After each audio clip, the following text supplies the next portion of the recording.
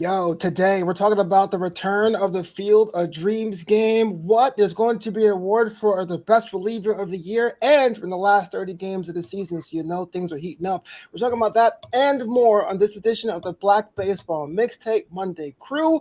What's going on, everyone? My name is Flobo Boyce, and I'm so glad to be a part of the group here this week. But you'll notice I'm not Cheats, but Cheats is actually in the building.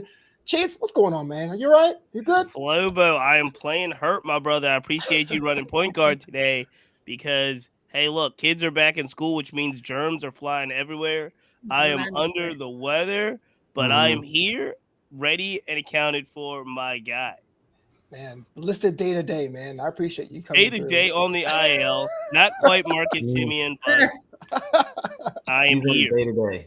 Yeah, I'll put you still in the lineup if I had the fantasy chance of winning the season, but I'm in last place. Pinch So it's hit, all good. DH. But not only us are in the building, we also have some of our MVPs. First, got to give it up to All About April, 10th Inning Talk. New episode is out this week talking about the alignment or realignment of baseball. What's going on? Yes, y'all. I talked about the realignment of baseball, what some possibilities could be. And I also talked about what alignment looks like in both professional softball and women's baseball, which actually is having tryouts currently. So make sure you tune in on all major platforms.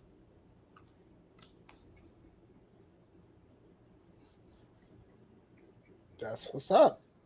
Appreciate you coming through with a brand new episode. 10th Thing Talk actually puts me in a position to get my game up there. You know what I'm saying? In the Booth came out this week, but I had a couple weeks off in between. But also, we can't forget about the smartest brother on the diamond, Butterman Kane. Malik is also in the building. What's going on, sir? Hey, I tuned in. I've been tuning into the Little League World Series. Have y'all been watching that? I saw the final. I don't know. It just feels different watching it. It seems like there's a lot of pressure on these kids, and at the same time, they're really good on camera. They're saying crazy stuff, and it's been like something. But like I'm tapped into it, trying to see how it goes. But at the same time, the season's winding down, so I'm really tapped into all these teams that are looking for a playoff spot, especially this wild card. It's getting a little nuts right now. Mm-hmm. I can't imagine being a kid athlete in the day of social media and brands and logos and shoe deals. NIL. NIL deal. Just nuts, man. Props to them because I know I couldn't handle it. I can barely handle it now. I'm a grown man. NIL deal still. For real. Podcasts should not have NIL deals. They do. They do. Yeah, let's talk about the biggest story of the week, at least from my perspective. The Field of Dreams game is coming back. And I say that because we saw some great moments in that series before. Last time being featured in 2022. It's after a couple of years of getting some upgrades done on that Field of Dreams field in Iowa. We're going to have the Phillies and the Twins. Interesting, I think, but I want to hear what you guys think first. I'm going to start with the man Cheats, man. Phillies, Twins, are you on board? Big deal, little deal, no deal at all? I mean, I think it's a good. It was really really cool, right? The first Field of Dreams game. We remember. Was it the first one that Tim Anderson hits the game-winning home run and does the big celebration? I mean, I remember that moment for obviously a highlight in Tim Anderson's career, but also a highlight just in baseball. It's a really, really cool moment. Baseball, as we've talked about for quite a bit on this show, last year it was the East-West Classic type tribute to the Negro Leagues in Rickwood. This year it was the Bristol Motor Speedway. Baseball's always trying to figure out these kind of attraction games, if you will. Going back to Iowa, going back to the Field of Dreams, it's a cool attraction. I think they should do one of those games every year. Malik was just talking about the Little League World Series. They now do an annual Sunday night baseball game in Williamsport. That is the Little League Classic. I think that this is another one. If they can ensure every year that this field in Iowa is prepared to handle a Major League Baseball game, so much as Rickwood, so much as the field in Williamsport, I think they should do it every year. I think I wouldn't necessarily go out of my way to say it's a big deal, but it's a cool deal, and I think it's something they should do every year. You think about the movie, you think about what's going on. April, let me ask you, the 900-pound gorilla in the room for me is that the Phillies are actually one of the bigger brands in baseball, but the Twins were just recently gutted. And so are the right teams being chosen for this game, if there ever was to be one? I don't know if the right teams per se are being chosen. But I mean, obviously the Phillies are going to be a big name. But teams just tend to play their best when they have to arrive for the moment. So even though I may not feel as if it is a big team, it may be a moment for them to rise to the occasion. What I'm most excited about with this Field of Dreams is I love the fact that MLB has something that is specific to them.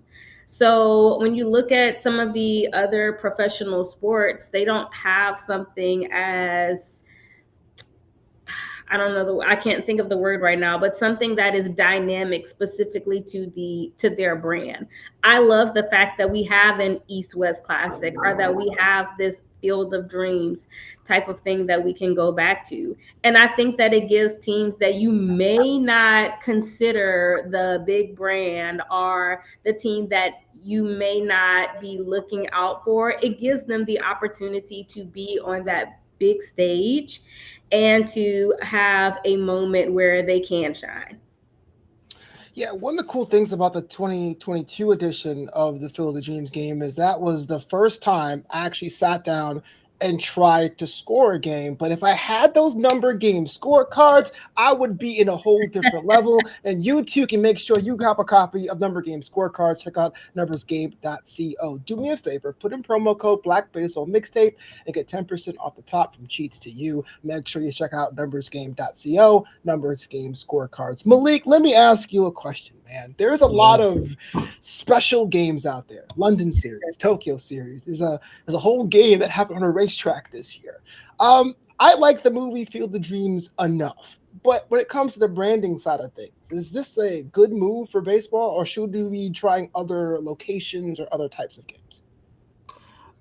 We gotta keep trying new things. I think that over time you have to kind of revisit what was done, see, make some edits. But I think that the Field of Dreams is something we got to continue just for nostalgia's sake and nostalgia's sake alone. Like me just remembering Tim Anderson's home run is one of my formative memories of baseball. And so I think that you have to keep certain things going like that. But it's good to kind of keep these gimmicks going. Have a game in London. Have a game in London when someone's wearing like a split jersey between two teams. You can have that sometimes. It's okay.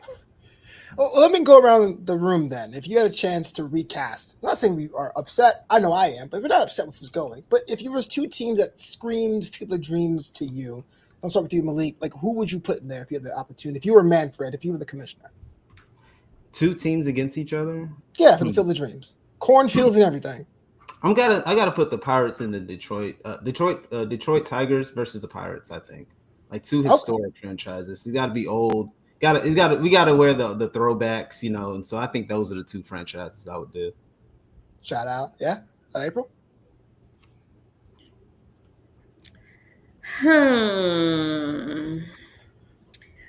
At first, y'all know where I was going with the first one, but I was going all big and big name, but I think that I would actually like to see Mets Braves. Oh, okay. Yeah, more Mets games are great. Yeah. No, a good rivalry game is amazing. Yeah, I'm like that. I think that if we're talking about something like that, I think that it would give something dynamic. But if we're talking about more modern type thing, maybe include a newer type. Mariners, Astros, I would be cool with too. The Mariners, I guess this iteration of the Mariners, like the good Mariners. Yeah. Not the mid Mariners. That's what I was about to say. I was like, all right, April. You know how they've been having that little showdown towards the end with the AL West, trying to see exactly who's going to make it out on top. I think it would be good for them to have something at that particular moment as well. So I gave y'all an NL one and I gave y'all an AL one. Okay, extra credit. I love it. Cheats. We want to see you in Field of Dreams give it a chance. I'd give me somebody old. I do like the White Sox and the Cubs in there. Old franchises, Midwest kind of part of the area. If you're looking, geographically, again, the Tigers are an older franchise as well. They're probably there. So somewhere in that Chicago, Detroit area, maybe Milwaukee, if they can go back and use the Milwaukee Braves uniforms, that might be kind of cool to put them in there. But I'm looking at something a little bit more Midwestern, a little bit more historic for this game. Yeah, Cincinnati would fit. Yeah, I'm with you with Cincinnati. I was saying Cincinnati, Pittsburgh. I mean, but Pittsburgh has to wear the pillbox hats. You know what I'm saying? Like the Dave Parkers. Yeah, he's got to. I want him to really go back into the throwback era of this. Agreed. And I'm with you, Malik. Bring back London. That series looked dope. Yeah, for sure. Yeah. I remember that. Now split jerseys. I don't know about that, y'all. You've seen it. Well, what? You don't want our Dodger Padres jersey? I mean, Ooh, that is not. It's got to be City Connect Dodgers and like the ugly road. Those colors should never be together. It's like brown and yellow and blue. Oh God. Yeah, looking like both USPS and UPS at the same time. They beefing for real. Oh my God. So as it is right now, just about around 30 games left in the season. A lot of things are shaking out when it comes to the playoff picture. We were just talking about this before we went live, that if the playoffs were to start today, the Mets, my team, hanging on by the skin of their teeth and a thread, will be the 6th seed, much like last year. So shot for the Juan Soto upgrade. But I want to go around the table, talk about what you think about these big matchups, what teams have the pressure, what teams have the expectations. Now, we just mentioned the Phillies before, but I do think this could be a year for them if they stay the course. April, I'm going to start with you. Last 30 games of the season, what are you watching? Y'all know I'm definitely tuning into the NL West. I'm definitely tuning into the AL West. Listen, that right there, I have no words for it. I am just excited to see what's going to happen. I'm excited to see if maybe Cal Riley may overtake some kind of MVP talk, because a lot of people are still talking about it. Don't give me hope, April. Because you know it's gonna be Judge Ohtani forever. I don't even know why. Y'all know he's my pick, but I'm gonna lean into the talk, even though I don't believe it. And those are, and I am also, because y'all know I picked the Reds earlier too. I'm really steering close to the Reds as well. So AL West, NL West, and definitely the Cincinnati Reds. And I'm not looking for them to win the division. I just want to see if they actually can make it to the postseason. Let me ask a question, April. I mean, look, I will never say the Dodgers are an underachieving team. I know better than that. But if they don't win the division, would that be considered a loss even before the playoffs even started? Yeah. Damn, expectations, huh? Yeah. You can't make the moves that you made this postseason and not make it to the actual postseason. So it seems like they went completely in. They told us exactly why they made these moves. And we're seeing that it's not coming together, even though Freeland has been playing exceptionally well on defense. Alex Call has made some great plays as well. But the goal for the Dodgers is not just to play games and win. The goal is to win championships. So if you're not going to win a championship or even make it to the postseason, for me, absolutely, it's a failure. I'm not saying they're going to fall off completely. I mean, they probably will still get in there wild card wise. But what I'm saying is, with the expectations, if you don't win the division, if they do all that and come in second, will that be seen as like an L before it even starts? If they don't win the division, I'm not going to be like hurt, because we've seen people win. I mean, I'm going to be upset, but I'm not going to be like, oh my gosh, broken about it. Okay. The Padres on top of the Dodgers in the standings. I can't see it. But it can happen. So. It can happen, Malik. So we've won 13 of the past 14 seasons of the NL West. Yeah, I think it will be disappointing in that aspect, but it won't be completely disappointing to me, because we've seen what happens with the postseason. You fall out of that routine, and it's like you have to work extra harder in order for you to be able to maintain that momentum. So for the Dodgers, they're a team that once they go cold, is really hard for them to get back into that place. I'm okay with them playing the extra wild card games to remain hot, to continue wherever they're trying to go. So that's why in my mind, I've just settled that. This is what I tell my friends in the group chat, especially my Padres friends. I'm okay with that. So, Malik, I heard you chime in there, man. One of the biggest things that when we talk about the discussion of the Dodgers Padres rivalry, whether or not it's big, my thing I always say is the Padres haven't really won anything. You really can't call it a rivalry because they don't stand on their own. For example, you can see Sunday Night Baseball being Mets blank. I can't see Sunday Night game being Padres anybody but the Dodgers. But I will say this: if the Padres find a way to win the NL West, you had to set some kind of momentum for them, right? They did win something this season. I mean, just going back to what you were saying about a rivalry, anybody in this chat, would you say, or on this call, would say, are Goku teams meeting and anyone in the chat, would you say that Goku and Vegeta are rivals? Oh, I mean, like if you have any semblance of Dragon Ball Z in the world, Vegeta's always trying. I don't have no clue what you're talking about. You might as well have said. God. Well, someone's gonna understand hearing this. You were talking they're like frenemies, rivals, frenemies. So you have a situation here where it may be a one-sided situation. You might be a one-sided. The Padres have never beaten the Dodgers in the division in the last, I guess, 15 years or more. But we gotta recognize the beef here, and I think with that. We have to understand that the Dodgers do not want the Padres to win this division by no means. I just feel like I feel like that would be a failure, even if the Dodgers succeed in the postseason. The Padres would probably hold that over them for multiple seasons. Like, we got one over you this time. I feel like it will be like that. They did a couple of seasons ago. The thing is, when they were winning, maybe 2 seasons ago, they bested us in the regular season. So for us, we've bested them this season, 9 out of the 13 games. And yeah. Well, Cheats, I got 2 questions for you then. One, Dodgers not winning the division, is that seen as a failure?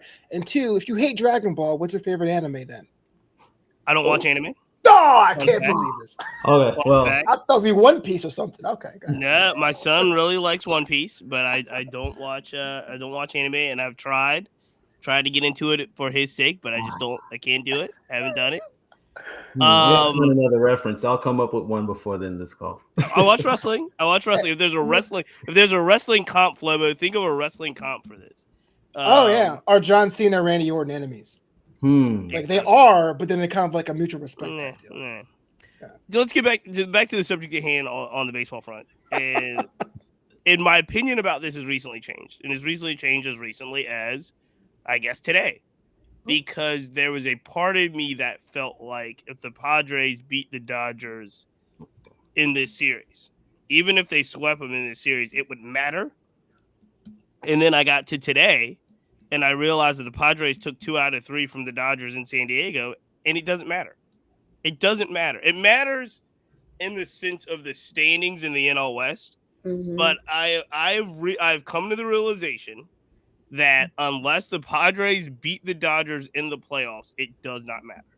And so, do the Dodgers want to win the division? Absolutely. If they lose the division to the Padres and actually win out and get to the World Series, it doesn't matter in regards to the Padres-Dodgers rivalry. The only thing that will matter, that will really change the calculus of what the Padres think this is as opposed to what the Dodgers think this is if they meet in the playoffs and the Padres knock them out. I would say I take that back in a sense where, say the Padres do go to the World Series. Say somebody else vanquishes the Dodgers and the Padres go to the World Series. That matters a little bit, right, Flobo? It matters a little bit, but it doesn't matter as much as them playing head-to-head. So what I really need to see is those 2 teams match up in the playoffs and the Padres actually beat them. Until that happens, again, it doesn't matter as much as I thought it would have, even today. Because I thought going into Friday, it was a big series, and it is for a regular season series for the NL West and for what it was. It was a big series. I come to Monday, Padres win two out of three. They're tied in the standings. Does that feel like? Did anything really feel like it changed to me between the Padres and the Dodgers? The answer is no. I still feel like the Padres are the little brother, snipping at the heels of Big Brother until they can knock him out in the playoffs. Will that be okay? That's a good question. The big brother, little brother thing, and I say this as a Met fan who has constantly been accused of being a little brother, right? Yeah, that's a accusation. Yeah, that's what I'm saying. It's not fair. What I'm saying is, let's say the Padres do all that, and which I would be impressed because to me, their chemistry isn't as smooth or wasn't as smooth as LA even before the trade deadline. They got some pieces. Now they seem to be cooking all cylinders. Is it just a single defeat, or will we say they got lucky? And the question I say this is because when we have a team we love calling a little brother, we push the chains as to what that is before we give them the respect they deserve. Not that I would give the Padres. I mean, I've got to see it, but I can only imagine if the Padres send the Dodgers home, that level of anger would be enough and then that level of bravado that the Padres would have would be enough for them to want to play again next year. And that's what it is, right? The rivalry. Again, right now, the Padres really want to play the Dodgers. I don't know if the Dodgers really care about playing the Padres. I think they're starting to work their way into it because of kind of the hype that it's gotten. And everybody from our podcast to Commissioner Manfred and these guys saying this is probably the best rivalry in baseball. So I do think there's some real heat there, right? If you looked at the 3 games over the weekend. But again, you get to Monday, Padres win 2 out of 3. And it's like, do you really believe that the Padres are on equal footing with the Dodgers? And I was like, I got to see it in the playoffs. That's fair enough. It's fair. Shifting gears quite a little bit. Alyssa, want to jump in there? Let's talk about the AL NL wild card. As of right now, for the AL side, Boston, New York, and Seattle. And on the NL side is Chicago, the Dodgers, Padres, and Mets are kind of within one game of the Cincinnati Reds. Now, the Reds, I think now more than ever, has had some casual fan support. Maybe it's due to some of the national games they've had this season. It seems like the most casual fans are rooting for them. Do any of these teams seem like surprises to sneak in there or to drop out of the NL wildcard? So I'll say that again. NL wildcard right now, it's the Cubs, Dodgers and Padres are tied, and the Mets right now are in with the Reds and Diamondbacks in the hunt. The AL wild card is the Red Sox, Yankees, and Mariners with the Royals and Rangers in the hunt. April, let me ask you that question one more time. Will any of these teams surprise positively or negatively when it comes to the last 30 games of the season? I think I'd be more surprised if like the Rangers go on like a big hunt and actually make it. No! Didn't they just lose Marcus Semien? So yeah, that would be a big thing for me. Marcus Semien is actually out for the year for the Rangers. I am counting on the Mariners to make it in the postseason. Counting. I am. Maybe even as a wild card. I am. Counting on them. Wow, you got bets or got parlays or something else? Okay. I am counting on them to go ahead. You know, I don't want to believe in them, but I'm just kind of like, yeah, maybe.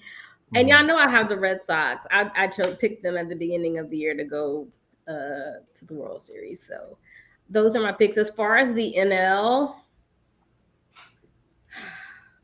I'm rooting for the Reds, and it's very possible, depending on how y'all play, Flobo, that they can take that last spot. This show's over. No, I hear you. The Mariners, as of right now, 70-61. They're at the cutoff with the Yankees a game and a half ahead of them, and the Red Sox 1 game and 1/2 ahead of them. And then the Mets and Reds are essentially in deadlock. The Mets are 69-61. The Reds are 68-63, a game and a half between them. But Malik, let me ask you the same question. As we list the AL and NL wild cards, is there any any 2023 Snakes magic you see in any of these teams to get hot at the right time to put them over themselves the edge? I gotta give it to those y'alls, man. Those Royals. So they're staying in it. The Royals are. I mean, they're not in the wild card. They're not on any of the teams that you've mentioned, but you saw what they did at the deadline. They saw that they kind of retooled some of their roster. They got a good pitcher. I mean, like a pitcher from the Padres. Vinny started hitting. Michael Garcia's hitting. They would be a surprise, just like how April was saying that the Texas Rangers would surprise her if they actually snuck in somehow. The Royals, even though they were expected to, do some things in the offseason after last season, they would surprise me if they were to knock off any of the AL teams, and it's quite possible, seeing how the Yankees have been playing as of late. We just rain hell on them every week, really. And then anything can happen with the Mariners, anything can happen with the Red Sox, which is another team that has exceeded my expectations thus far. In the NL, I would have to go with those Redlegs too. They literally fired their third baseman, the one they literally just signed, Heimer Candelario, threw another third baseman into right field, and then hired another third baseman in Brian Hayes, who's starting to turn it up a little bit with them. He's going to probably do very well with them with his contract being guaranteed. He feels a little bit more comfortable. And, I got to give it to Ellie. That's my favorite shortstop a couple years. I'm going to stand on that. I'm going to stand by him. But those are be my two surprises. But shout out to Kyle Tucker kind of turning it around for the Cubs. I've been seeing a lot of articles about him saying like what's wrong with him. He's rolling out. The guy's hand was kind of broken for a little bit. So kind of broken. That was weird for me to see. I've never seen him get booed in Houston. I mean, maybe I actually can't recall a time him being ever. But yeah, seeing him turn it around, that's another thing that I can see the Cubs kind of doing, going like nuts for the last few games of the season. So Cheats, you're the most level-headed one here, right? Yep. Because April is counting on the Mariners. Of course I am. But of course you are. Except for the Orioles. But the Royals would have to overtake the Mariners to be in the AL conversation. Yeah. Any surprises you're thinking just as we hit the last 30 games of the season? Yeah, you're not gonna like it. But I think I said on the podcast either was the last episode or the episode before that I'm looking at these Cincinnati Reds. Now this was before Chase Burns went down, but Hunter Green comes back. Burns does go on the 15-day DL. He's got a right flexor strain, which isn't great. So however, the way that the Reds starting pitching is pitching, and the pressure that will continue to mount on the Mets, I think is really, really tough. The Mets on paper, I don't understand it because I look at the Mets on paper and I see literally one of the most talented teams in baseball. I'm talking about Lindor, Soto, Pete Alonso, Vientos. I do like the Cedric Mullins deal. I'm sitting here, getting excited about how talented the Mets. I think the Mets are, right. On paper they fortified their bullpen, which has been awful. Like who's been awful? Is it Ryan Hemsley? Who's been horrible? A lot of people have been horrible. So Reed Garrett went the IL. Stanek has been consistent. Right. Hesley has not been good. Right, he's been bad. Yeah. But on paper, these guys look like world beaters. But there's also that I think the New York City pressure is real. I think that these guys looking at the New York Post every day is real on both teams, both the Yankees and the Mets. But I do think the Mets are the ones that are just more subject to these like really, really low lows that you've seen all second half of the season. And I just think that if the Reds can stay consistent with their starting pitching, scrape around those runs that they've been doing so far, I think it's only inevitable for the next, like the pressure probably gets to the guys at Queens and the Reds go into the playoffs. Now, you didn't ask this question, but I will answer it anyway, because I do think what you're talking about when you talk about that snake's magic, I think there are a handful of teams, more than a handful of teams, when you talk about the actual teams in the playoffs that can get hot and actually win the World Series, like get to the World Series. The Mariners are one of those teams. If Logan Gilbert and Brian Wu pitch well and the Mariners hit the way that we know they can hit, they can easily beat a team ahead of them. You know what I mean? Yankees and the Red Sox are the Yankees and the Red Sox. But there's just teams after teams. Like, we don't necessarily know where the Tigers and the Brewers and the Cubs for that matter, and the Phillies for that matter, are so far, like, they haven't had pressure at all. Like, they don't know what pressure kind of feels like right now in this season, right? So when they get to a playoff setting and the Brewers now have to play games that really matter, and the Tigers have to play games that really matter, it's going to be tougher, man. The Toronto Blue Jays are a team that could go to the World Series. So who gets in the wild card who gets in the playoffs is a little bit easier to define. But when you talk about the Blue Jays, the Tigers, possibly the Astros, the Phillies, the Brewers, then you've got really, really teams that have been kind of front running for a while with no pressure that are instantly going to be thrown into 5-game series and 7-game series. And you're going to be like, what is going on? And then that's the question is, do you trust these teams? Do you trust the Tigers and the Brewers and the Phillies without Zach Wheeler now for the rest of the season? That's right. I mean, should you trust any team? Because every team has flaws, and they get exposed in the playoffs, and then you're like, see, that's why they lost defense. Exactly. I just think that this playoffs are going to be a lot of fun. Yes. And that is a good question. Who can you trust? And then you go back to those guys like the Dodgers, where you're like, well, the Dodgers are Old Faithful, the Astros are Old Faithful. Let's trust those guys. Yeah, and they all got their injuries too, so it's a rocky road. It is interesting too. Not as bad as last season, but there is a bit of a skill gap between the junior circuit and the senior circuit. Because you look at the number of wins the Mets have, it's 69, but it feels like it's terrible. But the Mariners have 70 wins, and they feel amazing. It's kind of a weird way of looking at things. But I do think, to your point... I do want to ask, because the Mets should be a victim of the Mets should be a victim of their payroll and their expectations and all of these things, right? So, and the fact that they started off extremely hot this year, right? So we're talking about a Mets. The pressure is coming from the Mets because they've fallen off a cliff, and they play in New York, and all of these things have happened.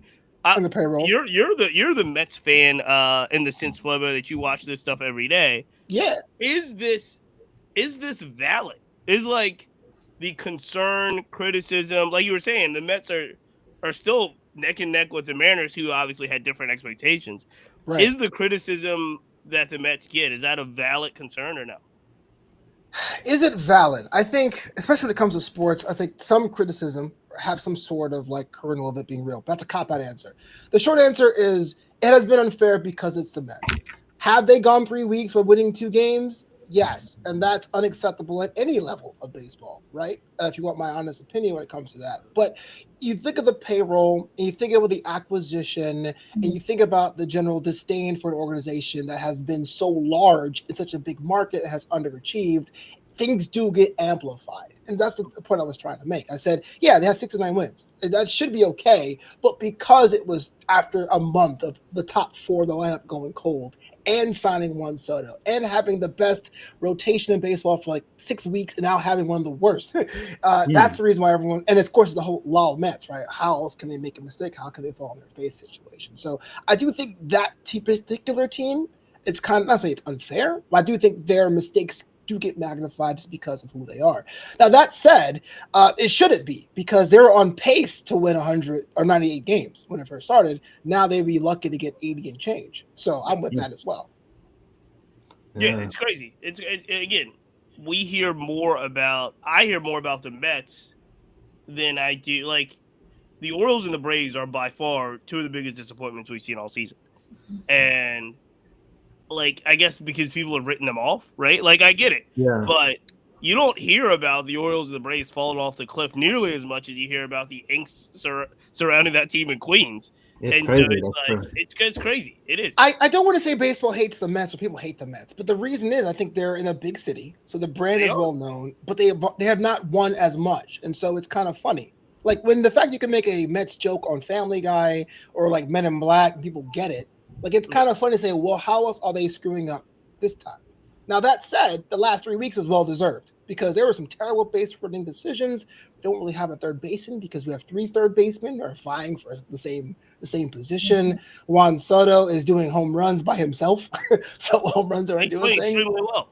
Yeah, he's playing extremely well, but there's no one on the bags in front of him. So Right. a lot of things are justified. But I do think if this was happening in a team that was kind of a mid-market, this was happening in St. Louis, it'd be like, well, they're trying, as opposed to being like, well, 340 milli, what's going on, guys? You know what I mean? It's a little different vibe.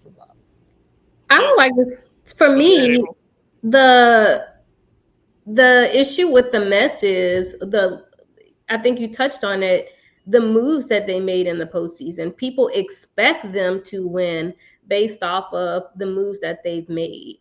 I don't think people really expected the Braves in nature getting back Acuna. Yeah, it possibly looked well, but they also lost quite a few pitchers in the off season, and so for them, they really aren't the same team. So for I would me, argue that most people thought the Braves were going to be good. Yeah. With the you're Acuna right. coming back, No, yeah. most people did. I didn't. Most people did, Yeah. but I'm saying as far as criticism, when you look back at what the Mets did in the offseason versus what the Braves did, it seems as if, okay, where the Braves are, it makes sense for them to be that way. And in regards to the Mets, it does not make sense for them to be the way that they are with the decisions and moves that they've made. So I think it's easier to justify the angst and the expectations of the Mets versus the Braves. So I'm gonna get you in here, Malik, real quick, but allow me to respectfully decline, because last year's playoff run was magic, but I felt it got shortchanged because everyone kept focusing on Grimace and OMG and not the team being good. It was kind of like, because even when they were playing the Dodgers and the NLCS, it was kind of like, yeah, well, here's the song, and every inning they played the same song over and over again. Mm-hmm. And when they signed Soto, it wasn't, wow, Soto's really going to change the team. It was like overpay. What are they doing? So like, I understand that now, but in the time over the offseason, it really was like, what other mistakes can this team do? That's my opinion, maybe just being a fan of the other thing. Mm-hmm. But Malik, thoughts about this, man? Like we were talking about that, like expectations versus results versus league parity. What say you? I know that my expectations were the NL East was going to be like the best division in baseball, and it kind of still is in a little way. You still, I mean, the Marlins are playing watchable baseball. Like this is crazy, right? Mm-hmm. I mean, we're not going to talk about the Nats. We might a little bit, but about the Braves, their only move was, I think, Profar. And then I have to think. I have to really go back and actually think of what their moves were last off season. But I think people expected them to keep the train going. But I do agree. The microscope is definitely on New York. When everything that happens in New York kind of gets blown up a little bit more. The Braves, they kind of just wrote them off. Kind of when Profar went down, it was like, oh well, it's really going downhill now. We got a guy that got popped, so the season kind of went down after that. Really. Yeah. Shout out to our RCO. Who's in Colorado now? I don't. Yeah, Colorado. And Michael Harris has been playing really well as of late. Yeah, it's still not walking either at all. He's still just hitting everything. He's coming back down though. Michael Harris had one of the worst starts to his entire career. Yeah, first half of the season, and he's course corrected. He's picked up. He's had an extremely strong second half of the season, and he looks great. The Braves are a better team in the second half. I would think they have a lot to look forward to if they, he looks like they figured out Drake Baldwin.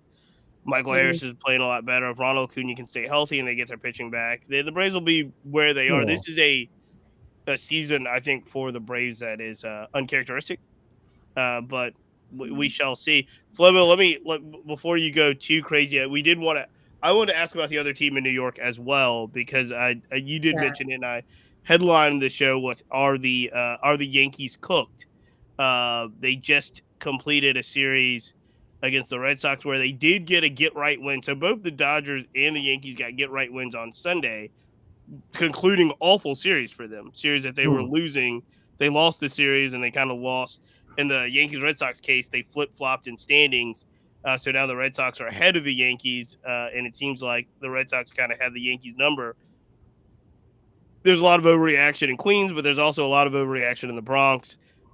Massive, massive reaction in the Bronx. Do you think the Yankees are going to be able to hold on to this kind of playoff spot, move their way into the playoffs, or do you think either the Royals or the Guardians come up and catch them?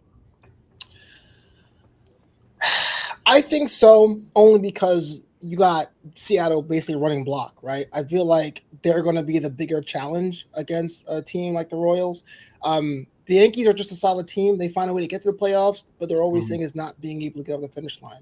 They are constructed top to bottom to be a playoff team.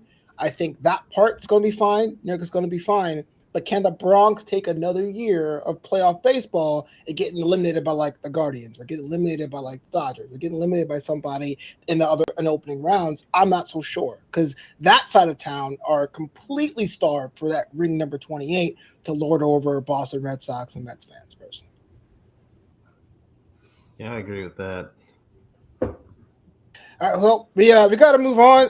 So I didn't really know about this. Shout out to Malik for letting me know about this one. But it is going to be official. The BBWAA has created a Relief Pitcher of the Year award. Yeah, it seemed like it should have been around for like 10, 20, 30, 40 years. But this is actually a new development. Malik, tell me the details, my friend. Yeah, this is an award that I think the writers have gotten together over the last offseason to kind of talk and discuss about, just given the changes that have been happening in baseball. We used to like go back and be like, oh yeah, let's look at these starters. Which starters starting tonight? Now it's like kind of like you can have openers, you can have guys who are bulk guys, you have guys who have multi-inning relieving closers now.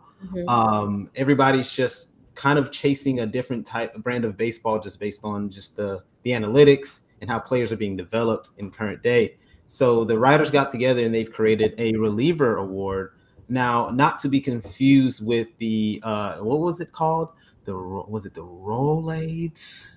I think the Rolaids Relief Man of the Year. Relief Man of the Year. That was an unofficial award that wasn't recognized by the writers, but was kind of popularized by fans. And confirmed, Rolaids Relief Man Award. Rolaids Relief Man Award. And so this award is going to make it official, where relievers can win writers awards. And I think that it will also kind of even the playing field for players who don't, have that closer title. That's something that I think baseball fandom and, writers and analysts are starting to reevaluate of what makes a closer, or what makes a reliever valuable, what makes a reliever good, and what makes a reliever someone that can actually carry a team to the postseason. So I think that this is going to spread out a lot of money for players who are, in free agency, players that are in arbitration. Is going to give them opportunities to have escalators into their contracts. I think it's going to open up a really interesting business in the reliever market. That's really my outlook on it. It's going to really create a lot of opportunities for players all throughout baseball to be recognized for their roles.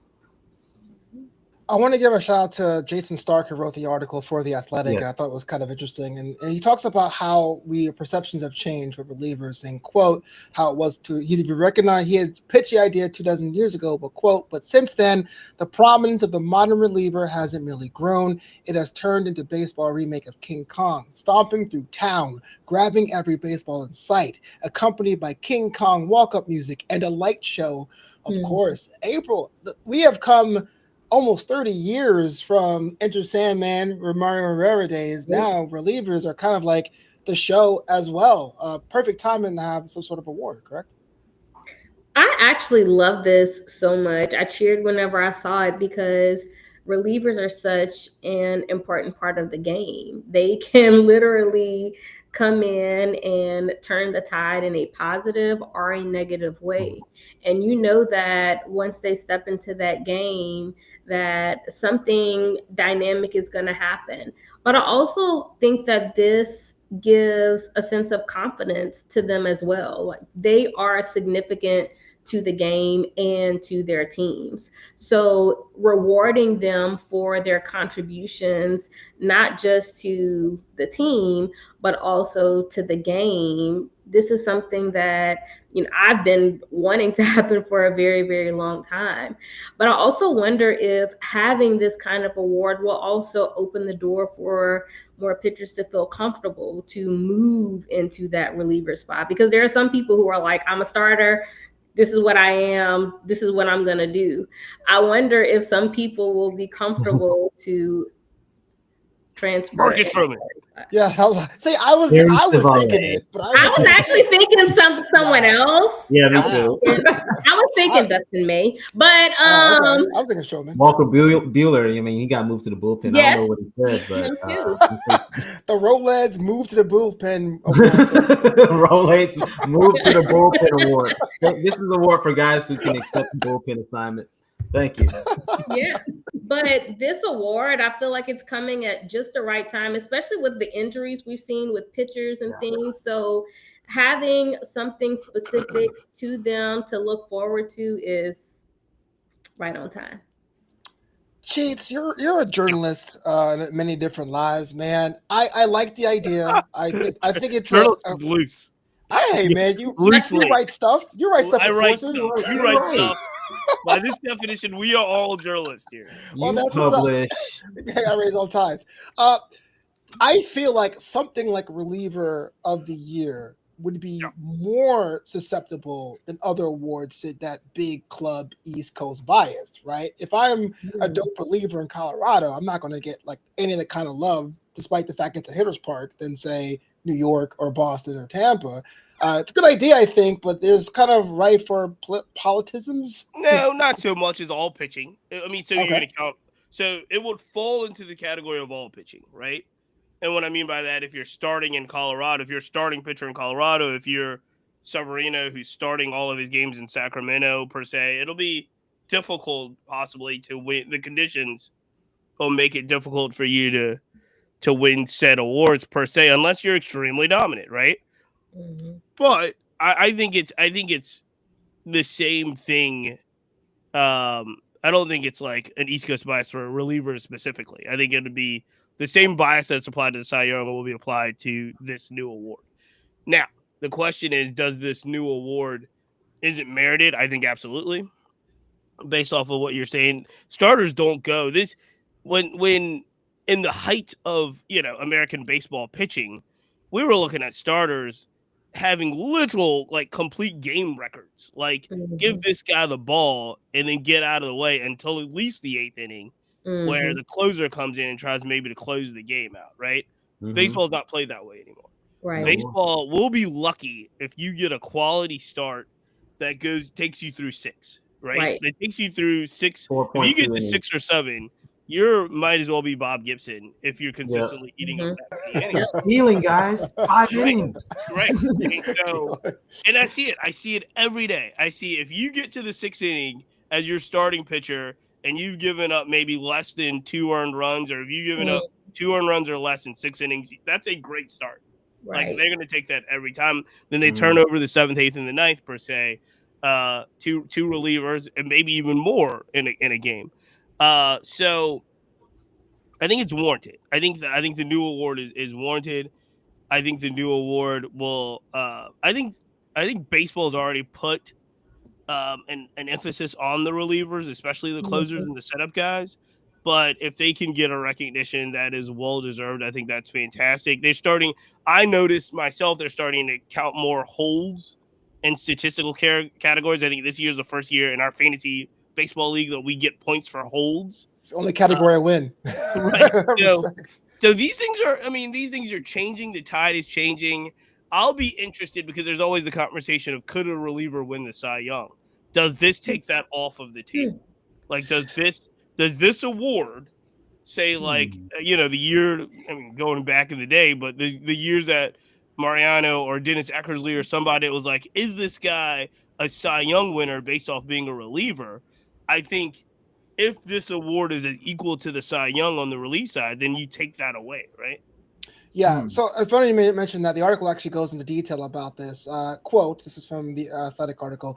We are now up to 33 seasons since Dennis Eckersley won the 92 American League Cy Young Award and MVP in the same year. Since then, only one reliever, that's Eric Gagne, in 2003, has won a Cy Young Award. That's over 2 decades ago. And no reliever has won an MVP or finished in the top 3. Wow. Right. So again, I think this award probably takes that off the table, even if we had a conversation on one that was worthy, which would be really, really hard to be worthy of now, right? And I think that's kind of okay because we need an award that specifically recognizes the art that is relief pitching. Yes. And I think that the Cy Young Award really should be kind of something that is for starting pitching because that is also its own type of art form. And so I think that this award is really kind of going to help us recognize them more and not put them in the same conversation. Like last year, we had Clase was in the conversation to win, the Cy Young. We don't know now. But at the end of the day, I think that, it will really open opportunities for guys that have like a 0.1 ERA to win an award. And because, those guys might come up against a starter that's been dealing all year and, pitching more innings, accruing more WAR. So it might not be a terrible thing that a reliever can't win the Cy Young because it didn't seem like they were going to win one anyway. Yeah.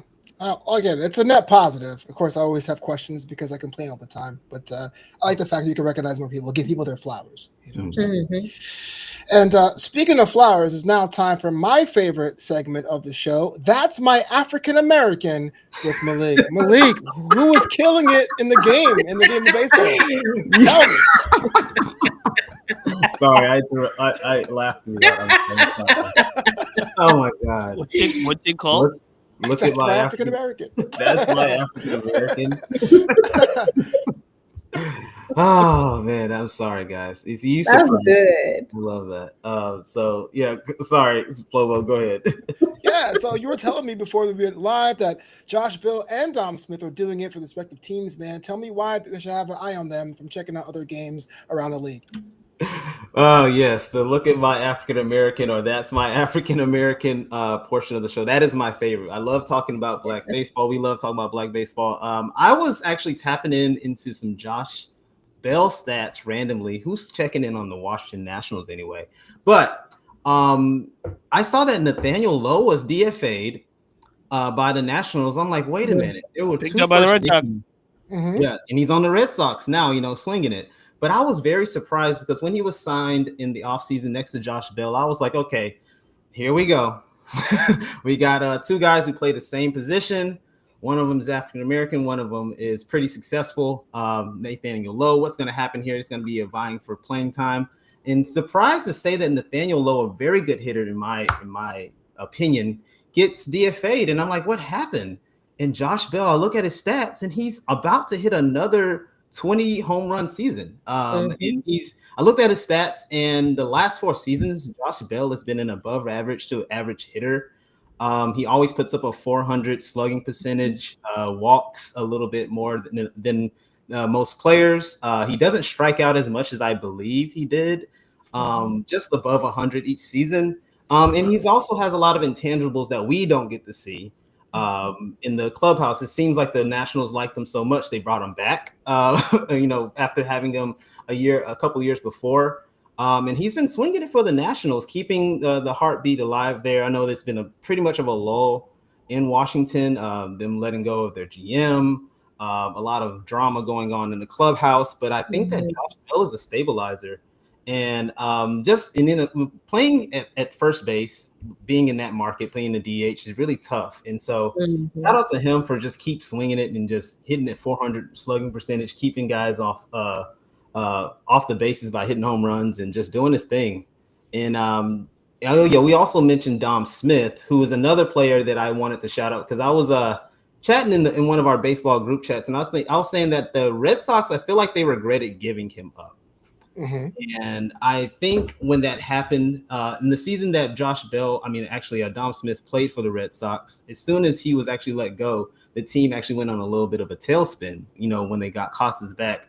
And I think there's a lot of things that those 2 players, Dom Smith and Josh Bell, offer to teams that we actually don't actually get to see on the field and in on TV and on live. And so I think Dom Smith right now, he has a 285 average. He's getting on base at a high clip. It's hard to hit home runs in San Francisco, of course, but he's been one of the best hitters on the Giants from a WRC plus perspective so far. He's keeping the heartbeat alive there, even though it's looking like they're not going to make the playoffs, but he's looking like that he's one of the clubhouse leaders there. And I think that he's going to be able to, get signed by many teams for a long time. So shout out to those two players. And hopefully that, they continue their, illustrious baseball careers. I love them both. Really good hitters. Well, before I open this up to the floor, just a quick question, because I think one of the people that have listened to the podcast, my friends have said, hey, let me learn what sabermetrics is and why is that important. Now, you mentioned WRC plus. Oh, yeah. Why is that something that you consider when you're evaluating a player?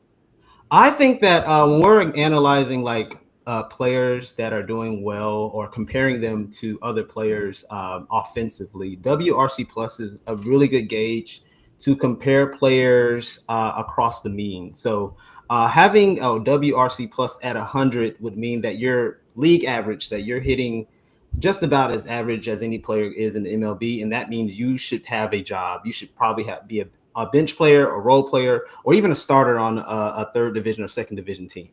And so with Josh Bell having a WRC plus above 100 every year, that means that he should have a major league job like Barfar. It reminds me of careers like Chris Carter, another player that actually had above average numbers pretty much each year. He wasn't defensively great, but he always hit a lot of home runs.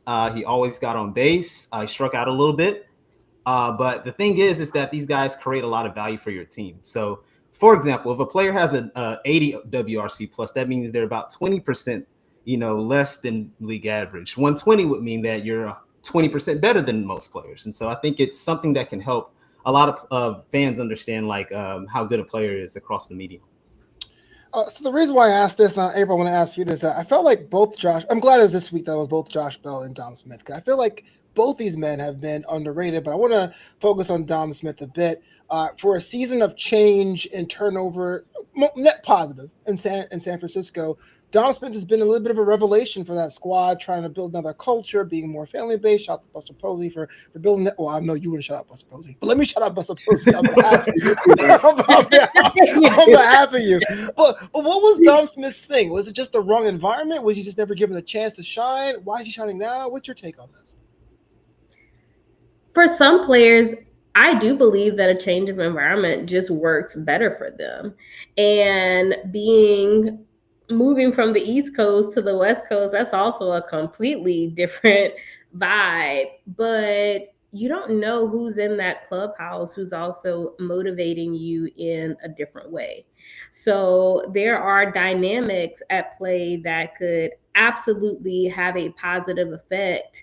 And even the fact that you may not have had the best vibes in a particular environment, and starting over, you have a completely clean slate where you are. Whatever happened there, you left it there, and then you understand that when you started here, this is your team now, and this is exactly what he's showing us.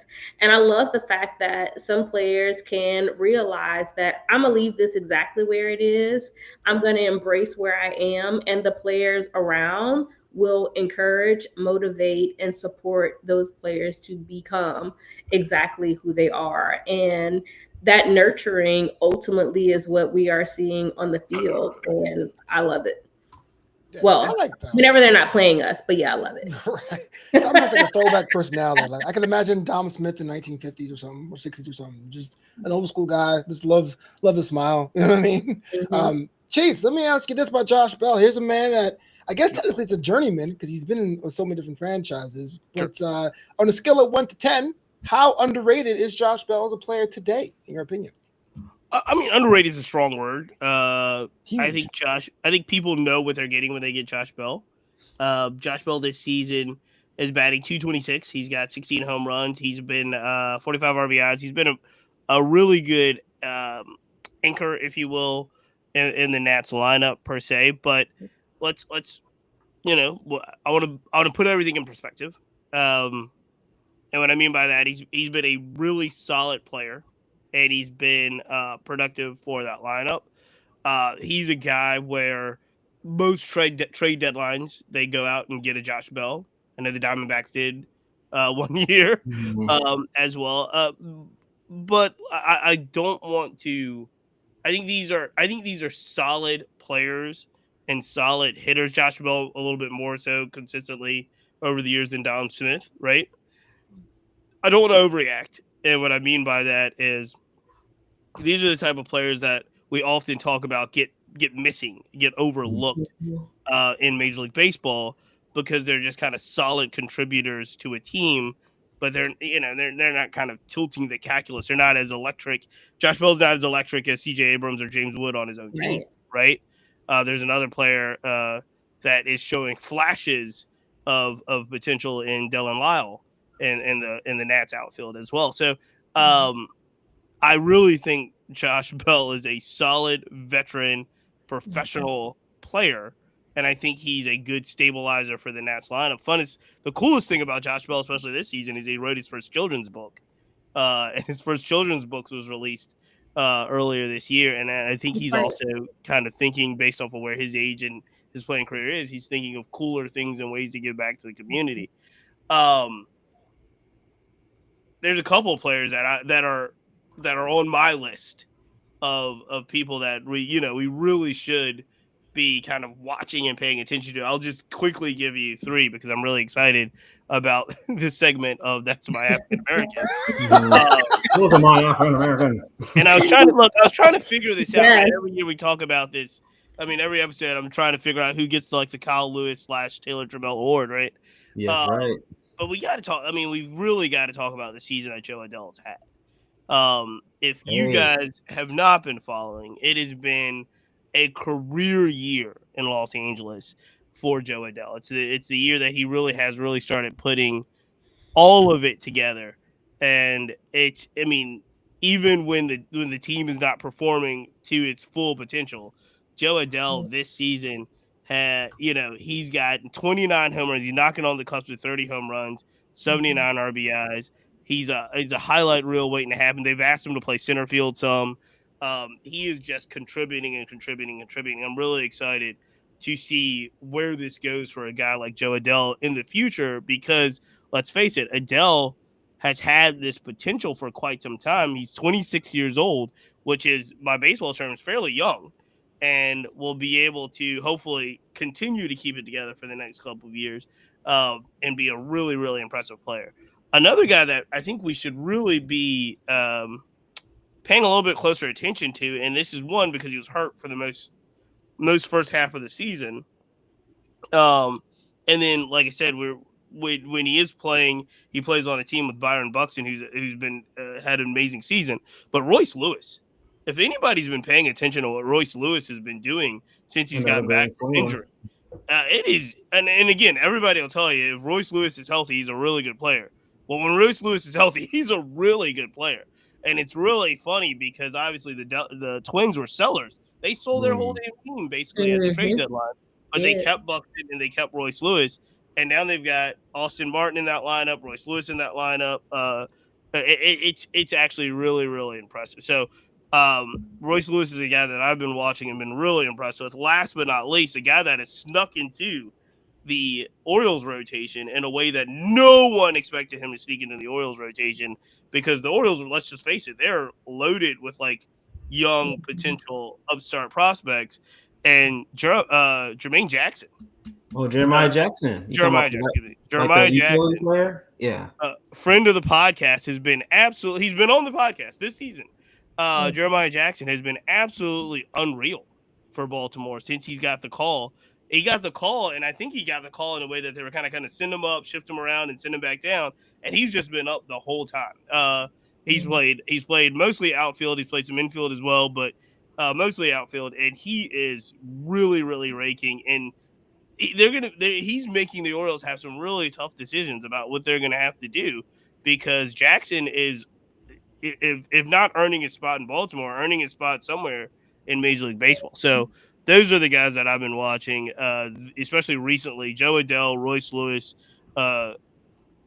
Jeremiah Jackson as well. Yeah, when on Joe Adele, I think earlier in this season, I commented on how he had like the fastest bat speed getting in the league He at the did. time. He had like the highest bat speed in the league, and so that was translating into some home runs because a lot of times his problem was striking out. Right now, he has a 25% strikeout rate, which is right around kind of average, which is saying a lot for Joe Adele, a guy that would kind of go up there and swing and bang it anything he would see. But like right now, he's playing the type of right field that you would see out of some of the most prolific power hitting right fielders. And he's about to hit 30 home runs, just like Taylor Ward right next to him. So that's crazy. Yeah, shout out to him. Both those men, Joe Adele and Jeremiah Jackson, basically deals for their squads. Adele making $2.1 million this year with arbitration avoided, and has two more years of arbitration after that, with being free agent in 2028. Jeremiah Jackson making a tenth of that, $240,000 and pre-arbitration years. So, like, yeah, if I would, it would behoove to hold on to these pieces, but we don't know how wheeling and dealing baseball. Yeah, the Jackson thing is just, I don't think anybody saw it coming. And Right. he wasn't supposed to be there. He really was not. I think he was a roster filler call-up basically at the time, where they were shuffling some pieces around, and he's just really performed extremely well. I mean, he's hitting 333. He's got a home run. He's doing everything they were asking him to do, and I hope that he's not the type of player that ultimately becomes a casualty of numbers and potential, because they didn't see him as this when they started. But like again, we mentioned Lyle in DC, who again I don't think anybody saw him being as good as he's going to be in DC. Nobody saw him staying up and being the major leaguer that he stayed up to be. Same thing with Jackson. So there is a chance that when they get to the offseason, they look at these guys. I mean, again, great example of this for the Orioles is they got to the trade deadline, they dealt Cal Stowers. Cal Stowers, before getting hurt, could have been, a top 5-6 vote in the NL MVP. Yep. He was a numbers casualty in Baltimore, right? So we just hope that these guys are able to fulfill their potential. Well, if you have an African American you love, make sure you hit the show and comment. That's why African Americans, so many. I have so many. So many. As we wind this down here this week, I just want to say thank you so much for checking out the show. You got to make sure you do that number game scorecard. Check out numbersgame.co. Put Black Baseball Mixtape in the promo code box to get 10% off. There's many different designs of their scorecards and scorebooks, but there is actually an official Black Baseball Mixtape scorecard. So you too can score the games while representing BBM at numbersgame.co. And talking about being at the game, Ron Washington was at the Angels game resurfacing after taking a bit of medical leave. Ron Washington, 73 years old, had a quadruple bypass. It was a heart issue that caused his medical leave, but he seems to be on the up and up. As I said, he has quit smoking and changed his diet and lengthening his life. April, I want to start with you. You're a Ron Washington fan. Good news coming from the Angels camp. That is absolutely fantastic news.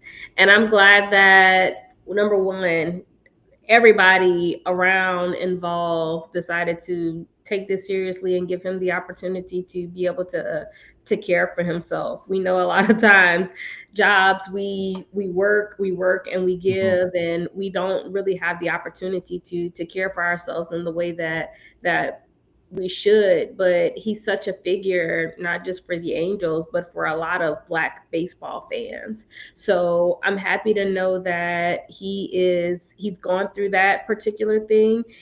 He's well, and he was back at a game healthy already, because sometimes people are out, especially for a quadruple bypass. They're out for a much longer time. And it just gives me hope to know that all the love that he's back. Yeah. Yeah.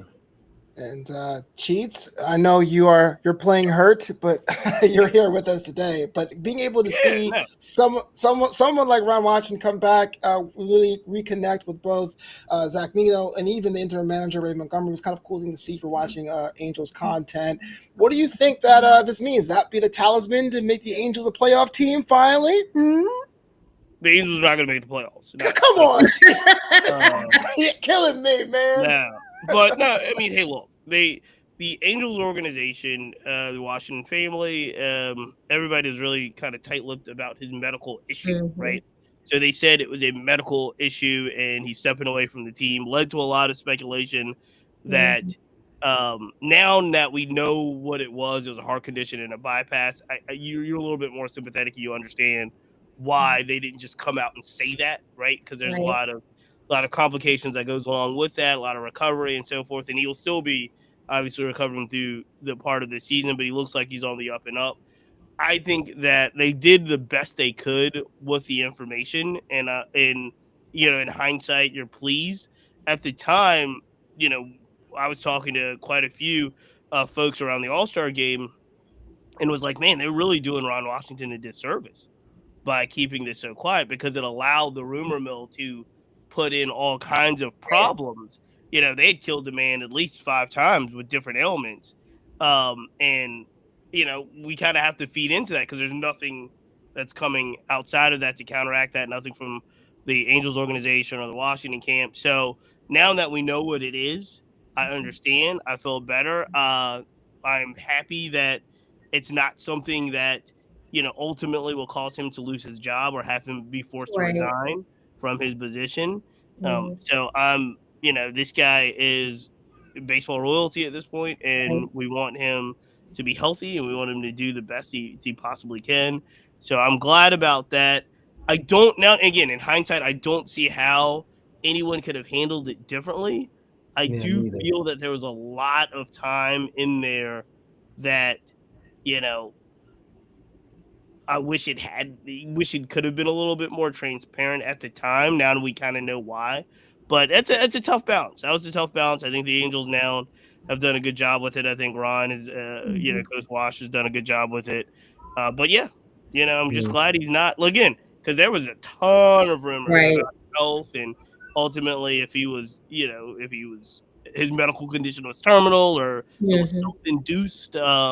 And so there's a lot of things that I'm glad that even, several weeks and months later, we can kind of look back and say, I understand, wishing him the well, hope he comes back better, stronger than ever. Yeah. Can I also add to, I personally love the discretion that everyone took to, the privacy surrounding it. Like, you understood the seriousness of the matter, and stuff like that is important to me because I know people who are similarly in those kinds of situations. So honoring the fact that he was ill at that particular level and not a single person went to the media and Mhm. disclosed that information, they allowed him to heal privately and tell on his own time. I think it's great that the organization honored it, but also the players and the people around him too. Yeah, and I think it's quite normalized since it's sports. We see players go down. What happened? What's going on? What Right. happened? Is he broke? And I think with like this situation, we kind of have to like Cheese was saying, there's like a little bit of a different layer to it because Right. at one hand we do want to know like what's going on with Ron. Right. We have like a lot of these writers and maybe blogs coming out with things that might not be true or just speculation. But at the Mhm. same time, I guess if I were to put myself in his shoes, I wouldn't really want to be kind of surrounded with pretty Right. much anything or really just hear any noise. I just want to go through whatever procedure I have to go through, which can be, we're talking about the heart here. So it Right. can go so many ways with even something, someone telling you something can kind of change the trajectory of how things go for you. So yeah, we're just so used to it, so normalized in baseball to see what's going on with folks, but he's not a player, he's a coach and we wish him the best. And I just last on this, my formative years of loving baseball was Ron Washington, seeing him coach for the Texas Rangers when I Yes. lived in Dallas as a Mhm. kid and seeing like A-Rod hit homers. And it was crazy. But, just seeing him as a coach and being like, just seeing him like transform this Angels team at the beginning of the season was just so amazing. So wishing him well. Amen. Uh, love the fact that he held the Angels accountable when he became the skipper, and also love the Put the fact that phone away. Yeah, Yeah. exactly. Also confirmed in the article that MLB.com posted, he has officially quit smoking, which is always a good thing when someone gives up the cigarette situations. That will do it here on this edition of the Monday Crew Black Baseball Mixtape Style. Guys, you go around the room one more time, man. We want to be able to find you, connect with you, see what you're working on. Malik, I want to subscribe to whatever you're putting down. Tell me, how can I go about doing that? Oh yeah, so we're gonna get some writing going before the end of the season. I promise you. It's just been. I'm looking at what's going on at the end of the season, and I think I got something cooking for y'all. So Oh, stay tuned. what? So in the Yeah. meantime, though, where can I follow you? Oh, where can you follow us? You can Yeah. follow us at Buttermain Baseball, where I'm going to be sharing a lot of baseball content, mostly from our chat and from our Black baseball community, and just kind of like keeping us updated, keeping the season going on all ends. So looking forward to that. All about April. What's the deal? Tell me. Y'all, I definitely want to make sure that you are still tuning into the AUSL All Star Cup, which is taking place ESPN2, ESPNU. Some great stuff is happening. Remember, every week they change teams. And I love the same way we talked about the Field of Dreams being specific to MLB. I love this particular type of individual all-star cup where the players have a chance to gain points and possibly lose points and have different teams, etc. So for instance, last week Sarah Willis was a team captain, and then this week Danica Coffey is a team captain. So you just don't know who's going to be leading a team and ultimately who will be on top. So make sure that you tune in there. Make sure you tune into the 10th inning talk, because I also will be keeping you updated on all of that good information. So, yes. Yeah, yeah. And of course, on my end, you can check me out on my sports blog. It's called justasandwich.com. But in the booth every other Monday while the season's going on. This week, I sat down with Sean Spradling, who's basically become one of the most prolific voices in international baseball. The World Baseball Classic is coming up in March. Netflix just signed the deal to stream it in Japan. Sean knows what's going on. You got to check out In the Booth with Flobo Boys, part of the Black Baseball Mixtape Empire. But before we get out of here, I hand it over to the brand Poobah. I ran point today, but it's his baby. It's his creation. Cheats. Tell me, Flobo, man. you did fantastic. Hey, This thanks is so much. Did a Yeah, great man. job. fantastic job, Flobo. Hey. Obviously want to shout out the Players Alliance. Want to shout out our partners, the Players Alliance. Shout out our partners, Minority Prospects as well. Flobo mentioned Numbers Game Scorecards. You definitely check those guys out, and Rebellion Harvest Sunflower Seeds as well. Make sure you check out all of our partners as we move forward. Lots of new things on the Black Baseball Mixtape blog, which I'm really excited about. Like all the podcasts that you're kind of watching, listening to now, it'll be up on there as well, along with brand new video segment that we released last week called Let's Play Catch. Very first guest was Rajat Kruth, a professional race car driver who races in the NASCAR Truck Series. He also does some Xfinity races. So that was released and excited. You can catch that on the blog or on Instagram. There is a brand new Let's Play Catch coming this week featuring Mhm. the youngest member of the USA Women's National Baseball team, Naomi Ryan, who is a rising class of 26. So she is a senior this year at the Miller School, where she pitches for Hall of Fame coach Billy Wagner. So Nice. Naomi Ryan will be on Let's Play Catch this week. We're really excited to have her. New Black Kids Play Baseball comic strip is out as well. This one, it's kind of a NASCAR theme this week. It was not playing that way, but the latest strip talks about Bubba Wallace's win at the Brickyard. So make sure you follow the adventures of little CC and his dad and his friends and his world around there as well. Now, man, it's there's a lot happening. There's a lot happening, and you will all thank you all for being along with the ride every day. We can finish our breakfast together as we recap the Black Baseball news, and that also is going extremely well. So, hey, let's just keep it going, Flobo. Let's make it happen. Let's do it. I'm all.